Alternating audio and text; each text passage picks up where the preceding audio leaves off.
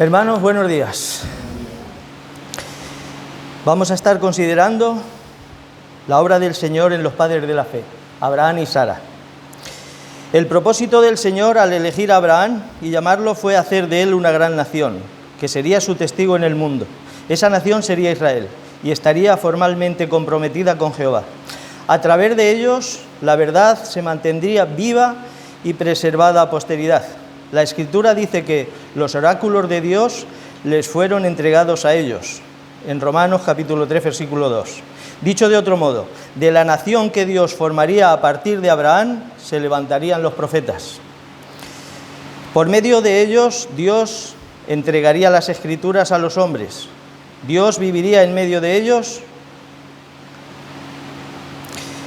y pondría allí su santuario. De su linaje se levantaría un libertador, el Mesías, y en él todas las naciones del mundo serían benditas. Génesis capítulo 18, versículo 18. Y en todo este plan Sara tendría un papel fundamental. Abraham nunca llegaría a ser el patriarca de una gran nación si ella primero no era la madre de la descendencia de Abraham. Sara era consciente de las promesas del Señor para Abraham. Indudablemente anhelaba ver cumplidas esas promesas. Y en la medida que permanecía sin hijos, sufría una gran carga. Abraham y Sara son los padres de la fe. Vamos a ir a Isaías capítulo 51, versículos 1 y 2.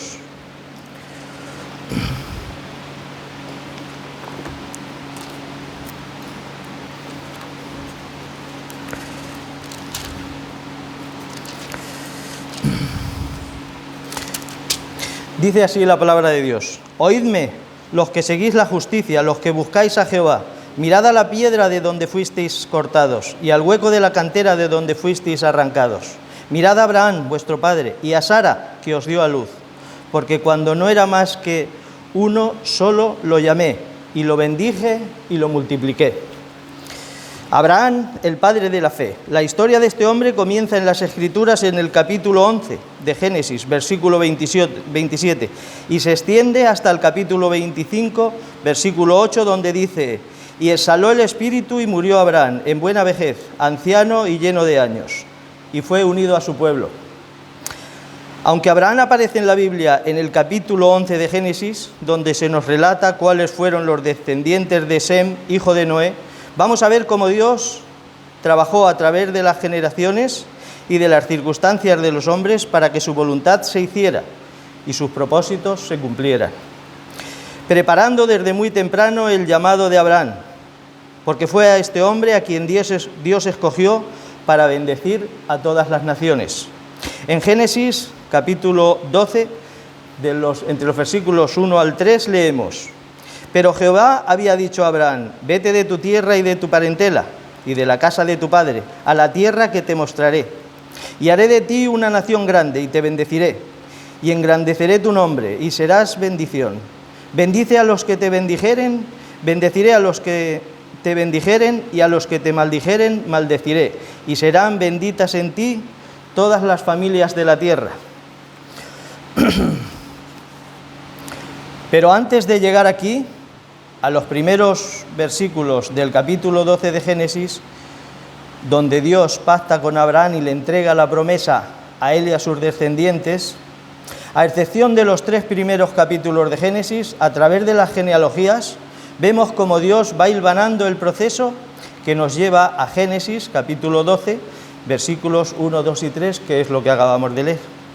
Dios trabaja siempre conforme a su palabra, y en este caso lo hace a través de las generaciones. Es por medio de las generaciones que Dios conecta el pasado con el presente y el futuro. Y en este caso, en el que analizamos la vida de un personaje tan extenso como es Abraham, lo haremos desde esa perspectiva. En Génesis capítulo 11, versículo 27 leemos: Estas son las generaciones de Taré. Taré engendró a Abraham. Aquí comienza la historia de Abraham, con las generaciones de Taré, que era el padre de Abraham. Dios obra sus propósitos a través de las generaciones de una forma ordenada, completa y providencial. En el Salmo 90, versículos 1 y 2, leemos: Señor, Tú nos has sido refugio de generación en generación. Antes que naciesen los montes y formases la tierra y el mundo, desde el siglo y hasta el siglo, tú eres Dios. Podemos contemplar cómo la vida de Abraham forma parte de los planes de Dios, ya que la palabra nos dice que Taré era descendiente de Sem. Sem era uno de los hijos de Noé, y así sucesivamente yéndonos hacia el pasado. Dios controla el pasado, controla la historia y controla la vida de cada uno de nosotros también, en el pasado, como en el caso de Abraham. En nuestra vida pasada, hayan sido las circunstancias que hayan sido y que a cada uno nos haya tocado vivir, Dios ha estado ahí, porque el pasado es del Señor, le pertenece a Él, como también el presente y lo porvenir, el futuro. Eso lo comprendió Abraham. Dios necesitaba un hombre que comprendiera que no se puede vivir sujetos a las circunstancias del presente, a lo que vivimos en estos momentos, lo que sucede ahora. Al igual que Abraham, tenemos que mirar al pasado y ver las obras que Dios ha hecho. Y tenemos que ver a Dios en el presente. Y también Dios estará al control en el futuro. Esa fue la manera en que Abraham y Sara vivieron. Tuvieron que salir de Ur de los Caldeos para ir a una tierra que no conocían. Ni siquiera sabían dónde estaba. No sabían qué iba a suceder, pero sabían que Dios controlaba el futuro, y aunque el presente parecía difícil, peligroso, un viaje tan largo y tan complejo, sabían que el presente era de Dios. Abraham también conocía el pasado. Taré, su padre, era el noveno en la genealogía de Sem, hijo de Noé, donde Dios, debido a su santidad, trajo juicio al mundo y solo quedaron 8 personas, Noé y su familia. Pero también sabemos que el hombre que Dios eligió para no acabar con la humanidad era insuficiente. También pecó. Y el pecado fue en aumento. El orgullo, la rebeldía, quisieron hacer una torre para llegar al cielo. Nuevamente, no había nada en el mundo para que el plan de Dios, el plan de redención se realizara. Sabemos por Génesis 3:15 que el Señor anunció que de la simiente de la mujer vendría aquel que aplastaría la cabeza de la serpiente. Y este es el pacto que Dios hace con Abraham y que su descendencia heredaría, junto con todas las promesas, aunque el cumplimiento final y glorioso vendría a cumplirse en la persona de nuestro Señor Jesucristo. Por lo que Abraham recibió la promesa de la venida de Cristo, y lo creyó y le fue contado por justicia. Así es como este hombre sentó el precedente y recibió las promesas que después sostuvieron al pueblo de Israel. Abraham recibió la mayor promesa de este pacto, la bendición perfecta de la justificación, y lo único que tuvo que hacer fue creer, y Abraham creyó, y Dios le contó su fe como justicia. Así es como Abraham vino a ser el padre de la fe, junto con Sara, su esposa. Sus vidas son el estándar de fe para todos los creyentes. Y no solo por lo que ellos hicieron, sino principalmente por la obra que el Señor hizo en ellos. También hoy en día el Señor busca hombres y mujeres así, matrimonios así, que caminemos con Dios de esa manera, sabiendo que el Señor es el Señor de la historia, de la providencia, que no es otra cosa que el control de Dios sobre todas las cosas. Él es el Dios de todas las generaciones. Abraham y Sara lo comprendieron y nosotros necesitamos entenderlo también. Después de esto, en Génesis, capítulo 15, versículo 1, Dios vuelve a hablar a Abraham y Dios le dice: no temas, Abraham, yo soy tu escudo y tu galardón sobremanera grande, y tu galardón será sobremanera grande. Pero encontramos a Abraham confuso. Han pasado 10 años desde que Abraham y Sara llegaron a la tierra y siguen sin hijo. Ve difícil que las promesas de Dios se cumplan y Abraham pregunta al Señor: ¿qué me darás? Siendo así que ando sin hijo y el mayordomo de mi casa es ese damasceno Eliezer. Eso lo podemos leer en Génesis capítulo 15, versículo 2. En la pregunta de Abraham podemos ver cansancio, falta de fe, de esperanza. ¿Qué me darás?, le dice. Después de esto, el Señor ratifica sus promesas con Abraham y Abraham creyó. En el versículo 6 del capítulo 15 leemos: y creyó Abraham y le fue contado por justicia. Después pregunta al Señor: ¿en qué conoceré que la he de heredar? Se refiere a la tierra. Y Dios le responde de una manera extraña: Abraham, tráeme unos animales, pártelos en dos, ponlos de esta forma, pero no partas las aves. Y descendían aves de rapiña sobre los cuerpos muertos, y Abraham los ahuyentaba. Después cae sueño a Abraham y el temor de una grande oscuridad. Imaginemos, Abraham está turbado y pregunta al Señor en su desesperanza: ¿qué me darás? Y la respuesta de Dios: tráeme unos animales, y le da indicaciones de cómo ha de hacer. El tiempo pasa, vienen unas aves de rapiña y las ahuyenta. Le sobrecoge el sueño a Abraham del cansancio y el temor de una grande oscuridad cae sobre él. Entonces, en medio de esta situación, Dios comienza a hablar a Abraham. En Génesis, capítulo 15, versículos del 13 al 16, dice así: Entonces Jehová dijo a Abraham: ten por cierto que tu descendencia morará en tierra ajena, y será esclava allí, y será oprimida 400 años. Mas también a la nación a la cual servirán juzgaré yo, y después de esto saldrán con gran riqueza, y tú vendrás a tus padres en paz, y serás sepultado en buena vejez. Y en la cuarta generación volverán acá, porque aún no ha llegado a su colmo la maldad del amorreo hasta aquí. Después de que Abraham le pregunta a Dios: ¿qué me vas a dar? Y el Señor le ordena preparar un sacrificio y sucede todo lo demás, Dios le vuelve a hablar a Abraham y le dice que su descendencia va a ser esclava. Y después de 400 años el Señor los traerá a esta tierra, y tú, Abraham, vas a morir. Lo que Dios estaba haciendo con Abraham, con el sacrificio y con el fuego, era ratificar su pacto y haciéndole mirar al futuro. Dios requería de Abraham que mirara más allá de su generación, que las promesas se cumplirían en su descendencia. A veces Dios no hace en nuestras vidas lo que nosotros pensamos que Él va a hacer. Tenemos que mirar a Dios, porque es posible que no lo hará en nuestra vida, pero el Señor es un Dios fiel y Él va a cumplir las promesas. Sus propósitos se van a cumplir. Cristo dijo: antes de que Abraham fuese, yo soy. Mucho antes de que Abraham naciese, Dios ya estaba obrando su propósito para que Abraham viniese y creyese, y que se sostuviese en la promesa sabiendo que iba a morir, sin haber visto su cumplimiento. En Hebreos capítulo 11, versículo 13 leemos: conforme a la fe murieron todos estos, sin haber recibido lo prometido, sino mirándolo de lejos, y creyéndolo y saludándolo, y confesando que eran extranjeros y peregrinos sobre la tierra.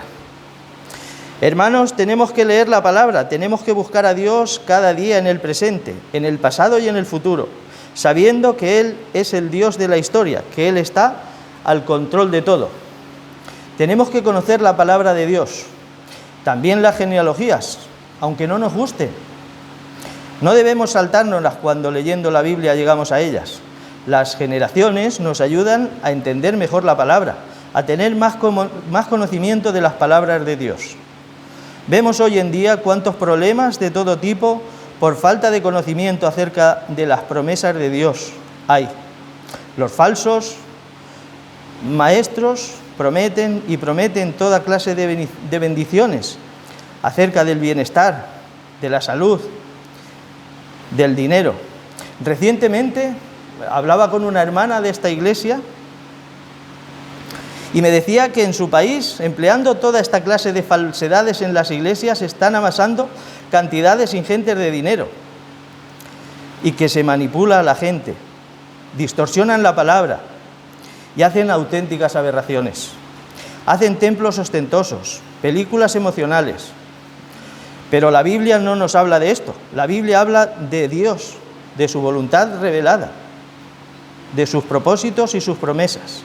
A veces nuestra carne nos hace verlos contradictorios, cuando nuestra fe está débil y son contrarios a nuestros deseos, a nuestros planes. Debemos examinarnos. Las promesas de Dios siempre son perfectas, son santas. Dios obra sus propósitos a través de su pueblo, y para que esto sea así, la obra en nosotros, sus elegidos, en nuestras vidas cotidianas, en lo que pasa en nuestras vidas, es esencial. Pero tenemos que saber que Dios está ahí, y que está obrando en nosotros. Vamos a leer un texto que está en Génesis 11, capítulo 11, versículos del 27 al 32.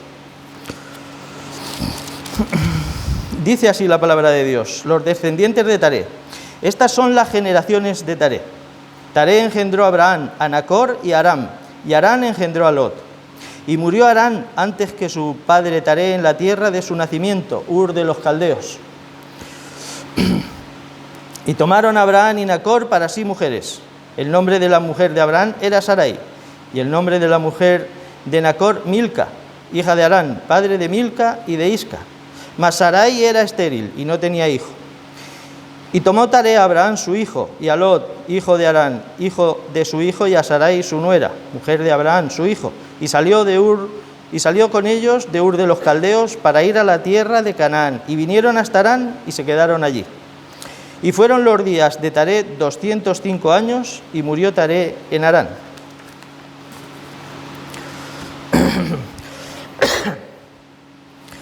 Aunque de manera muy resumida podemos ver muchos acontecimientos que sucedieron en la vida de Abraham y Sara y que Dios, por medio de ellos, obró en sus vidas. Vemos acontecimientos tristes, sobre todo el que un padre sobreviva a un hijo. Harán, hijo de Taré, murió antes que su padre. Esto es un hecho muy triste, una tragedia.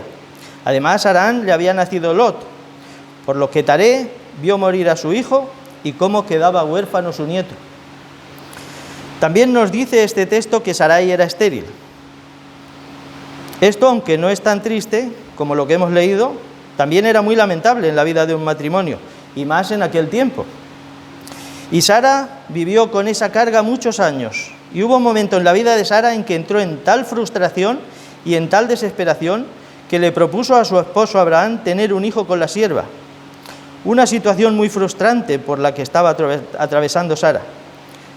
Después, el versículo 32, el último al final del capítulo, nos dice que murió Taré en Harán. No pudo llegar a Canaán, que era su destino. Se quedó en el camino. El patriarca, el guía, había muerto, pero Dios había estado presente en cada una de estas alegrías, en cada una de estas tristezas. Porque Dios realiza sus propósitos en medio de todas estas circunstancias. Él, a través de esto, obra en nosotros. Recordemos que las circunstancias están en manos de Dios. Dios, en su sabiduría, obra en la historia por medio de su providencia, por su poder y su gracia. Hace que sus planes se cumplan porque Él hace que todas las cosas ayuden a bien a los que le aman, a los que conforme a su voluntad son llamados. Y eso es lo que vemos que el Señor estaba haciendo aquí, obrando en la vida de Abraham y Sara, en todo lo que sucede en la vida de ellos, conforme a su palabra. Estaba cumpliendo sus propósitos y una de las formas en que lo hace es haciendo pactos.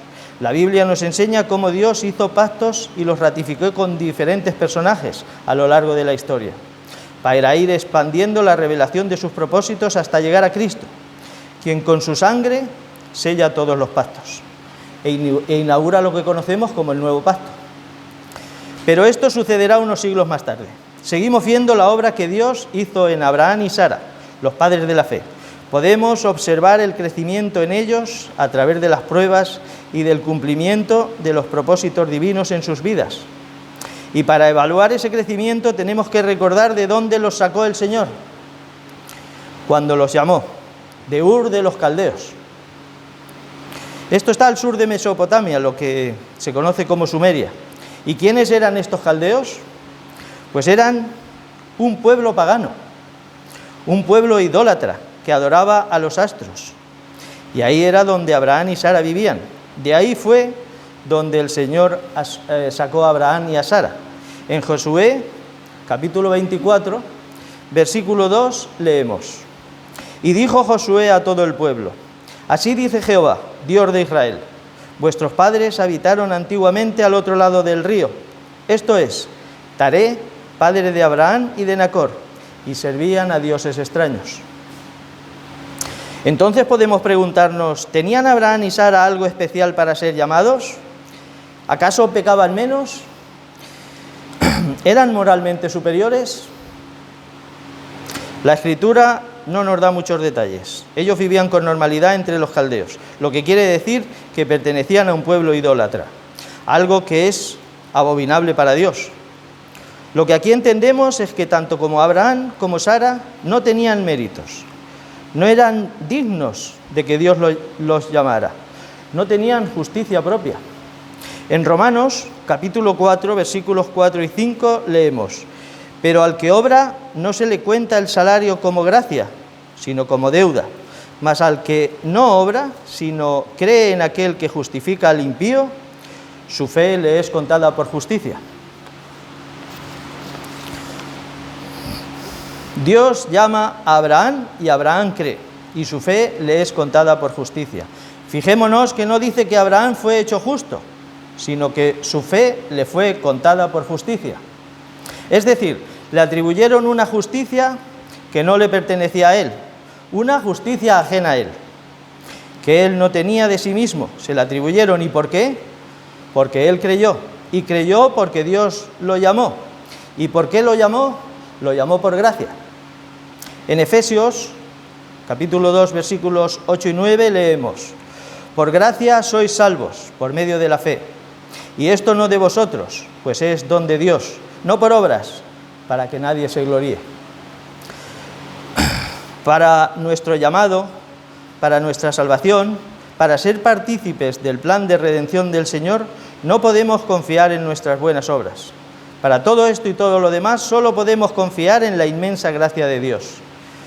Pretender ganar la vida eterna por medio de nuestras buenas obras sería querer hacerlo como lo hicieron los de Babel, para llegar al cielo.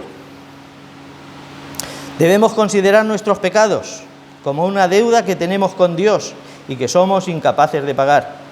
Y como no podemos pagar, Dios nos perdona. Él paga nuestra deuda. Estábamos en harapos y Dios nos vistió con la mejor vestidura, es decir, con la justicia de Cristo. Estábamos cargados con nuestros pecados, pero Jesús pagó el precio, muriendo en nuestro lugar. Éramos culpables, pero el Señor nos perdonó. Éramos infelices, pero Jesús nos da su paz y nos da su gozo. Esta es la verdadera gracia de Dios, un don, un regalo totalmente inmerecido, que le costó muy caro. Dios nos ha dado todo en Jesucristo. Para poder beneficiarnos de toda esta gracia, lo único que tenemos que hacer es aceptarla. Aceptar a Cristo en nuestros corazones.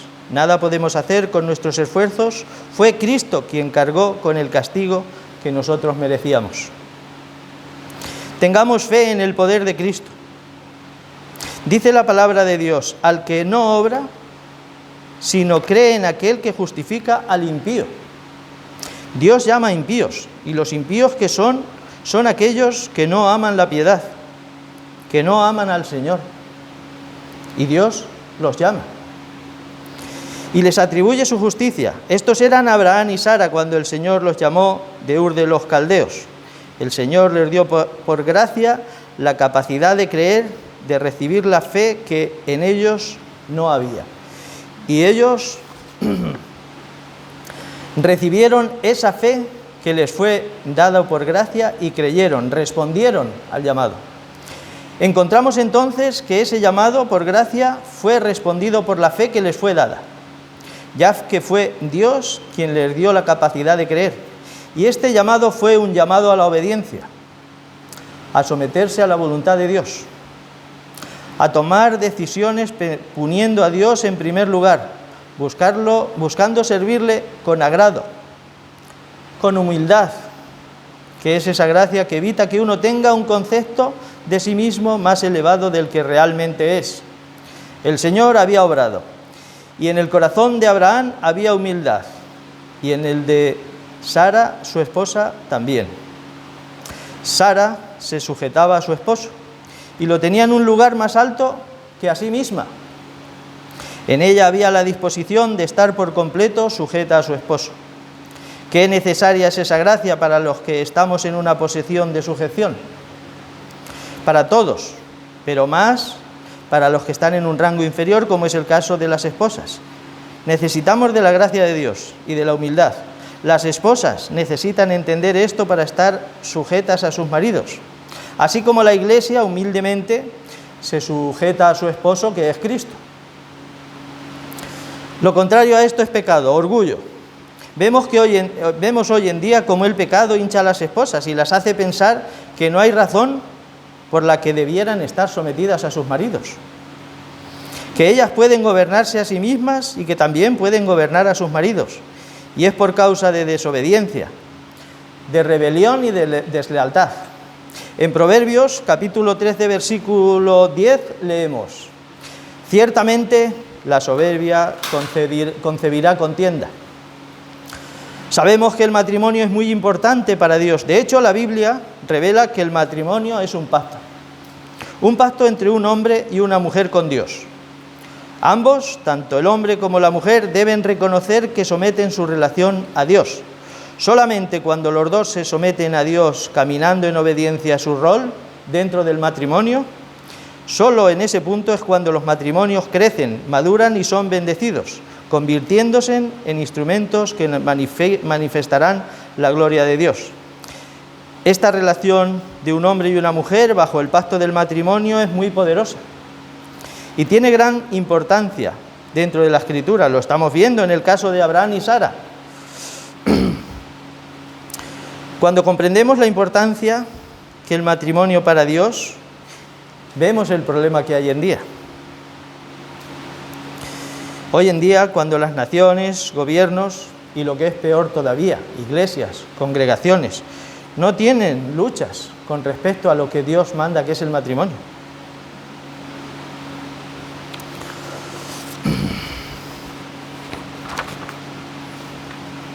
Cuando el modelo del matrimonio, conforme a como Dios lo ha establecido, es rechazado, los resultados son desastrosos.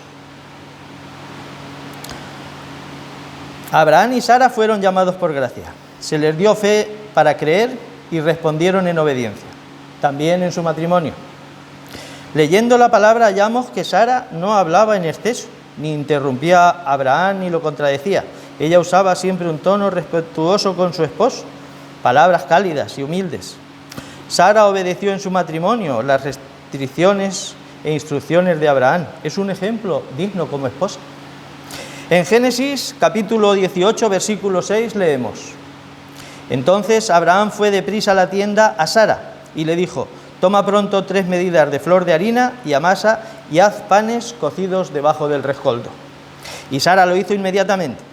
La esposa debe obedecer al matrimonio en todo aquello que no sea contrario a la voluntad del Señor, como también el marido debe obedecer a la voluntad de Cristo. Y es así que podrán caminar con Dios como matrimonio. Pero también la esposa debe negarse si el marido le manda hacer algo pecaminoso, como debió hacer Sara con Abraham cuando fueron a Egipto. Cuando algo sea contrario a la voluntad del Señor, la esposa debe decir no, de manera respetuosa, pero a la vez resuelta y tajante. Si le prohibiera hacer algo como, según los mandamientos de Dios, es un deber indispensable, como el orar en casa, como leer la Biblia o santificar el día de reposo, entonces ella debe obedecer a Dios antes que a los hombres, como dice la palabra en Hechos capítulo 5, versículo 29. Es necesario obedecer a Dios antes que a los hombres. Abraham y Sara obedecieron a Dios. Y es que ellos no actuaban con una fe natural, una fe que el hombre pueda producir. Ellos actuaron en obediencia porque recibieron una fe viva, que es la fe que viene de Dios. Las personas tenemos la capacidad de creer y en base a eso hacemos muchas cosas. Creemos que si trabajamos recibiremos un salario. Creemos, cuando conducimos, que el resto de conductores también respetarán las señales. Creemos en muchas cosas necesarias para nuestra vida cotidiana, pero son cosas instintivas que se realizan de un modo natural. Pero esto no es la fe que nos permite acercarnos a Dios. La fe que nos lleva a Dios es una fe viva, es una fe sobrenatural. En Santiago, capítulo 2, versículo 19, leemos: También los demonios creen y tiemblan.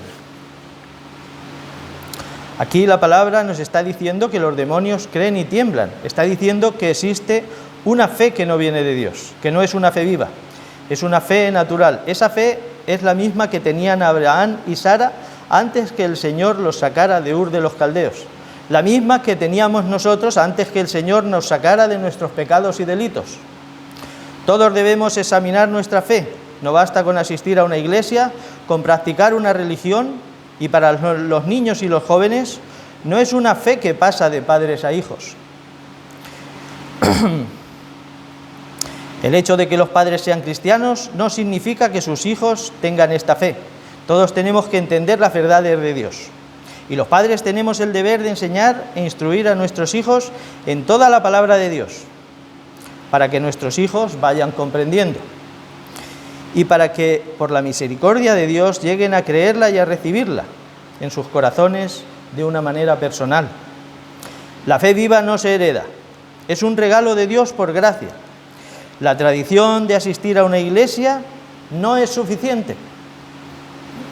El conocimiento intelectual de la palabra no es suficiente. Es necesario que el Señor obre, que el Señor en su bondad les muestre su pecado, su condición, y puedan ver los perdidos que están y pidan a Dios que les perdone, que tenga misericordia. Y cuando el Señor obra para salvación, nace un deseo de leer la Biblia de un modo diferente, con ganas de conocer, con ganas de orar y de buscar y ver al Señor, con un deseo nuevo que brota desde el corazón. Ese es el llamado de gracia para obediencia. Ese debió ser el deseo que brotó en los corazones de Abraham y Sara y de todo verdadero creyente, que te lleve a buscar a tus hermanos en la fe, porque tienes ganas de compartir con ellos, de hablar de la palabra del Señor y que entre todos juntos le adoremos. Abraham y Sara entendieron todo esto. Todos nosotros debemos entenderlo, los niños, los jóvenes. Todos tenemos que entender primero lo que vamos a creer con un interés intelectual, pero principalmente con un interés espiritual. Abraham y Sara lo entendieron y su llamado fue movido a la obediencia porque fue un llamado con una fe viva. La fe natural, esa capacidad que tiene el hombre para creer, puede ayudarnos en la vida cotidiana, pero no es la fe que salva. Esa fe te lleva a leer la Biblia con cierta desgana, que te tiene en la iglesia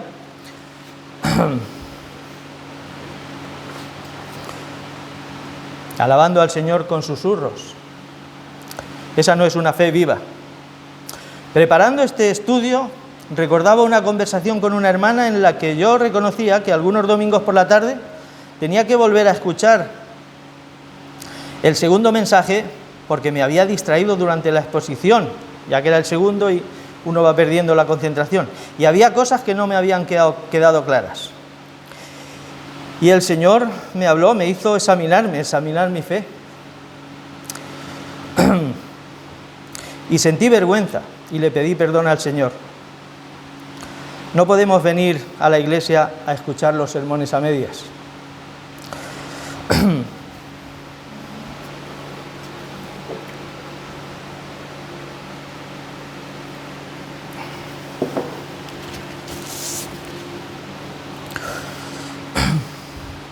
Pidamos a Cristo una fe viva, una fe que nos lleve a verlo a Él, a ver nuestros pecados y ponerles nombre, a ver nuestras culpas, nuestras transgresiones y a poder ver a Cristo muriendo en la cruz, ocupando nuestro lugar.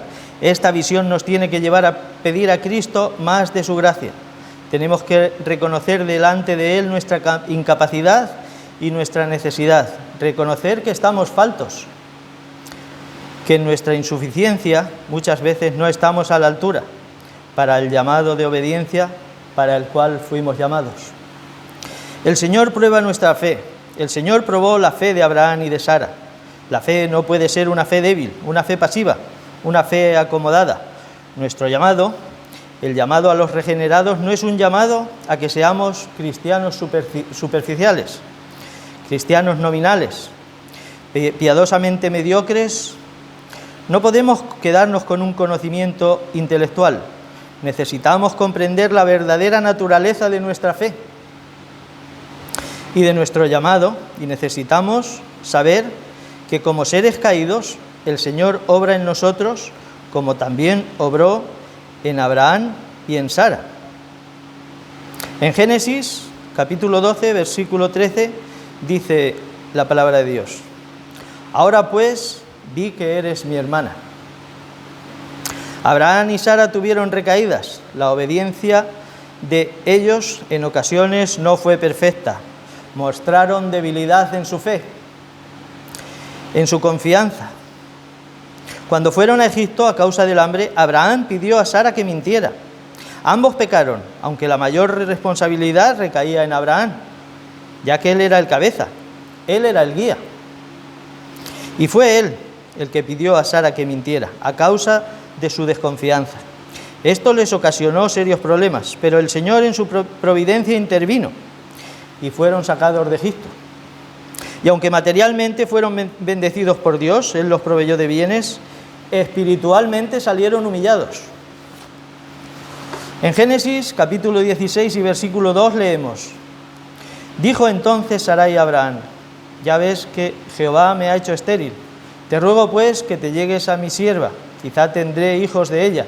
Y atendió Abraham al ruego de Sarai. En esta ocasión, la fe y la confianza en el Señor tampoco se manifestó por parte de Abraham. Él nunca debió ceder a la proposición de Sara, pero lo hizo, su fe falló.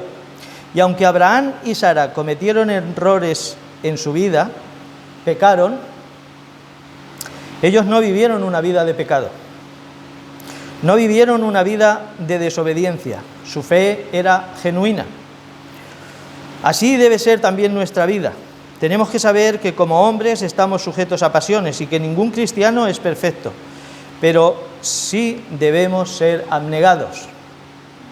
Al igual que Abraham y Sara, no podemos llevar vidas de pecado y de desobediencia. El llamado de Abraham y de Sara fue un llamado por gracia y por fe viva, para obediencia y también para bendición. Dios obró de manera soberana y los llamó para bendecirlos y también para que fueran de bendición para muchos. Abraham y Sara fueron muy bendecidos por Dios y en muchos sentidos. En Génesis capítulo 13 y versículo 2 leemos: y Abraham era riquísimo en ganado, plata y oro. El Señor es quien nos bendice con el trabajo, con el salario. Cuando podemos comprar una casa y establecemos nuestro hogar, cuando podemos tener un vehículo fiable, cuando tenemos hijos y crecen y pueden estudiar. Es una bendición cuando nuestros hijos encuentran oportunidades laborales e inician vidas prósperas y trabajan y sirven.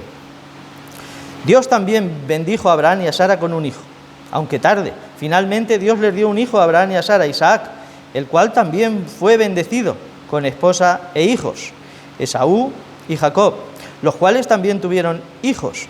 Jacob tuvo 12 hijos.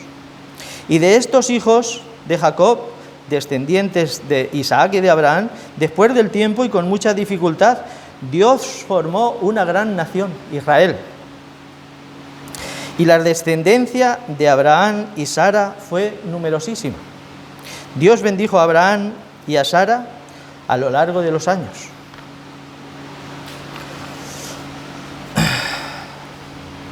Dios también bendijo a Abraham y a Sara con una vida próspera. En Canaán tenían riquezas y muchos criados, y Abraham fue capaz de pelear en una guerra contra 5 reyes, con 300 criados que tenía. Y aunque no eran guerreros, pelearon para rescatar a Lot, su sobrino, y el Señor les permitió recuperar a Lot.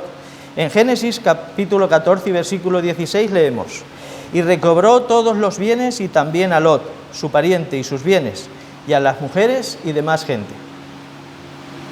Cuántas bendiciones nos da el Señor cuando en su soberanía nos llama, cuántas cosas inesperadas y buenas, grandes y pequeñas, que enriquecen nuestras vidas, cuántos bienes, cuántos favores, cuántas misericordias. Dice el salmista: rescata del fango nuestras vidas. Dice el profeta: como el águila que rejuvenece. El Señor nos bendice, nos capacita, nos da habilidades para trabajar, para proveer para nuestro hogar. Todo lo que tenemos y todo lo que hemos hecho en nuestras vidas han sido bendiciones de Dios. Él nos da mucho más de lo que merecemos y necesitamos. Y el Señor nos bendice así porque, al igual que Abraham y Sara fueron de bendición para otros, también nosotros debemos de ser de bendición para nuestro prójimo. Cuando Dios nos bendice materialmente, no es para que derrochemos, sino para que compartamos. No para que hagamos tesoros, sino para que demos. Esto es lo que hacía Abraham, pero la bendición suprema que recibieron Abraham y Sara no fue el ganado, ni la plata, ni el oro, sino la fe y la comunión con Dios y el pacto y las promesas. Abraham y Sara vivieron en esa tierra y nunca fueron dueños. El único pedazo de tierra que Abraham compró fue para enterrar a Sara, su esposa. Ellos no buscaban posesiones porque confiaban en que el Señor se las iba a dar. En Hebreos capítulo 11 y versículo 8 leemos: por la fe, Abraham, siendo llamado, obedeció para salir al lugar que había de recibir como herencia. Conforme avanzamos en la vida de Abraham y Sara, vemos cómo la obra del Señor va haciendo que su fe vaya madurando y su confianza en las promesas también. En Hebreos capítulo 11 y versículo 9 leemos: por la fe habitó como extranjero en la tierra prometida, como en tierra ajena, morando en tiendas con Isaac y Jacob, coherederos de la misma promesa, porque esperaba la ciudad que tiene fundamentos, cuyo arquitecto y constructor es Dios. Notemos cómo Dios le prometió a Abraham un hijo, también la tierra, lo bendijo con ganado, plata y oro.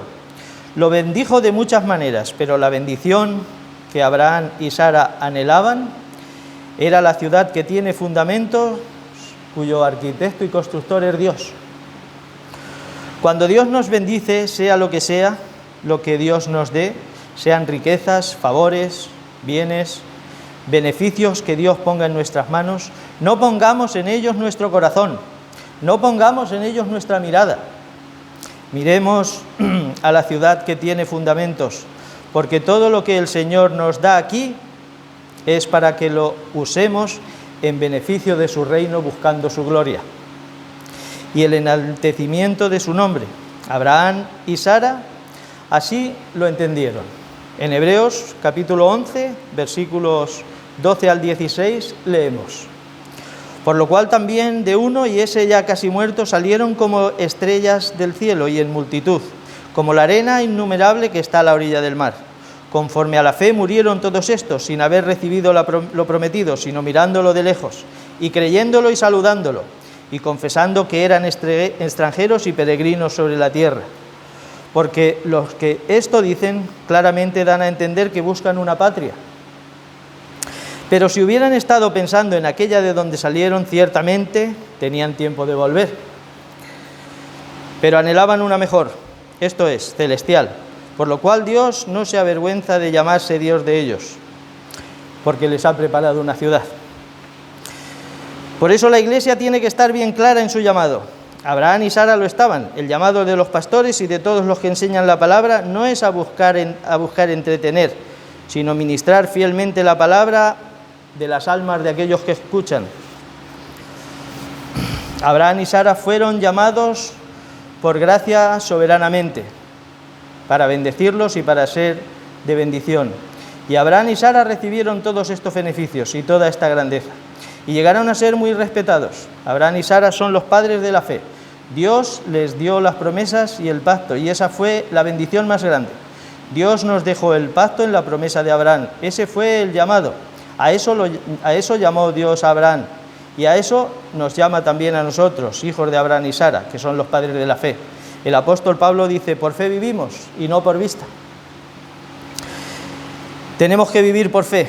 Nuestras circunstancias son diferentes a las de ellos. No vamos para la Canaán terrenal, pero sí vamos para la ciudad celestial. No salimos de Ur de los caldeos, pero sí salimos del pecado. Éramos siervos del pecado, hijos de desobediencia, idólatras, como Abraham y Sara. No adorábamos los mismos ídolos, pero también teníamos ídolos. Y Dios nos llamó, y nos llamó por gracia, a obediencia, a obedecer con una fe viva.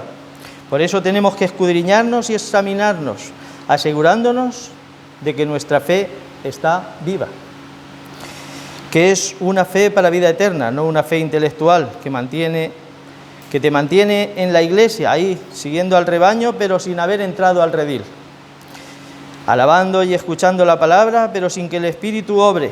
Escudriñemos nuestra fe, expongámonos a la palabra, para que nuestra fe sea una fe viva que nos lleve a obedecer y que nos ayude a comprender que todas las bendiciones son para la gloria de Cristo, y que la bendición más grande es que Cristo murió cumpliendo el pacto y la promesa para darnos a nosotros vida eterna. Ese fue el llamado de Abraham y Sara, y ese es también el llamado para todos nosotros.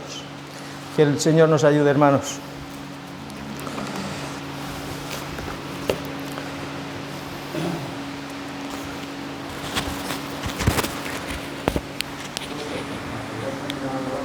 Ah, sí.